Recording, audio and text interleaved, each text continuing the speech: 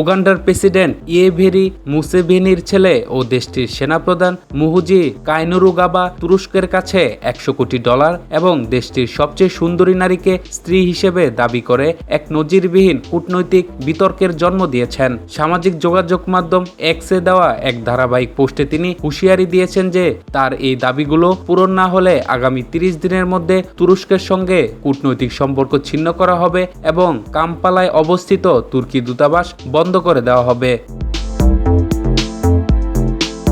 Kainerugaba অভিযোগ করেন সোমালিয়ার রাজধানী মোগাদিশ্বর বন্দর ও বিমানবন্দর সহ বিভিন্ন অবকাঠামো ও ব্যবসা থেকে তুরস্ক ব্যাপক মুনাফা অর্জন করেছে, অথচ সেখানে আঞ্চলিক নিরাপত্তা বজায় রাখতে দীর্ঘ 2 দশক ধরে উগান্ডা রক্তক্ষয়ী লড়াই চালিয়ে যাচ্ছে।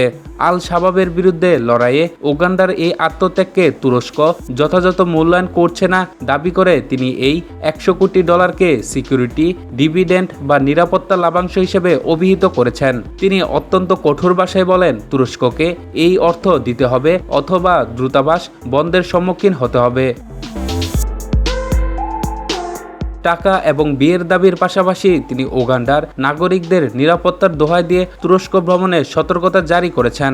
একই সঙ্গে তিনি ইসরায়েলের প্রতি পূর্ণ সমর্থন ব্যক্ত করে জানান, পবিত্র ভূমি রক্ষায় তিনি নিজের অধীনে 1 লাখ সৈন্য মোতায়েন করতে প্রস্তুত। জেনারেল মুহুজি কাইনুরুগাবা এর আগেও এমন অদ্ভুত আচরণের জন্য আলোচনায় এসেছিলেন। 2022 সালে তিনি ইতালির প্রধানমন্ত্রী জর্জিয়া মেলোনিকে বিয়ের প্রস্তাব দিয়ে বিনিময়ে 100টি উন্নত জাতের গাভী দেওয়ার ঘোষণা দিয়েছিলেন। তুরস্কের সঙ্গে এমন খামখেয়ালি আচরণের পর দুই দেশের কূটনৈতিক মহলে এখন চরম অস্বস্তি বিরাজ করছে।